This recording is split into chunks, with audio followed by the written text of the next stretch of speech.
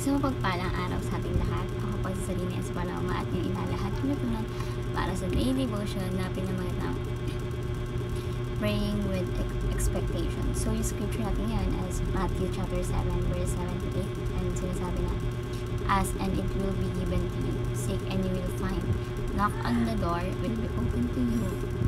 For everyone who asks receives, the one who seeks finds, and to the one who knocks the door will be open.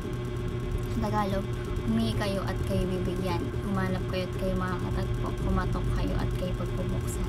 Sapagkat ang bawat humihingi ay tatanggap, ang bawat humanap ay makakatagpo, at ang bawat kumakatok ay pagpubuksan. So, makaturuan po natin ngayon dito is number 1, God is not stingy, He is generous. So, meaning to say, si Lord, mapagbigay, no? At nais niya ibigay yung ating mga pangangailangan at higit pa sa ating mga pangangailangan. Siya ay Diyos ng kasaganaan at hindi maramot sa kanyang mga anak. So, God is not stingy, He is generous. Next, God is pleased with an expectant heart. So, natutuwa si Lord o si God kapag ang mga tao ay nagtitiwala sa Kanya na may pananabik at paniniwala na tutuparin niya ang kanyang mga pangako. Si Lord kasi wala siyang pangako na hindi niya tinupad, no? Ang pananampalatayang may pag-asa ay kakalugod-lugod sa Kanya. So God is pleased with an expectant heart. And lastly is God has promised that He will answer. So nangako si Lord Jesus Christ na sasagutin niya ang ating mga pangailangan ayon sa Kanyang kalooban, no? Hindi niya binabaliwala yung mga taong humihingi ng may pananampalataya. So God has promised that He will answer.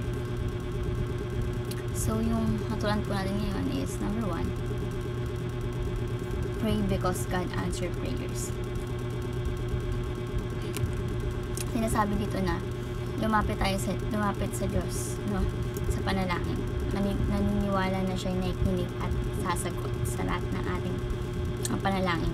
Ang panalangin ay isang pribilehiyo upang ipahayag ng ating mga pangailangan, ang ating pag-repent, and ang ating pagpapasalamat. So, halimbawa kapag may problem ka sa school, sa family, no? Sabihin mo to kay Lord, no? Sa panalangin, at umasa na siya ay kikilos ayon sa kanyang paraan at oras. So, let's pray because God answers prayers. Legit. Next is expect great things from God. So, manampalataya na ang Diyos ay kayang gumawa ng dakilang bagay sa ating mga buhay, no, higit pa sa ating mga inaasahan. Ang puso na puno ng pag-asa ay nagbibigay kaluwalhatian sa ating Panginoon Diyos.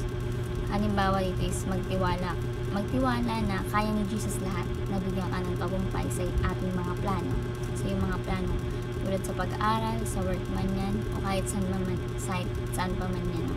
Sa paraan na higit pa sa inakala mo. So, let's expect great things from God. And last is, trust God's wisdom and sovereignty.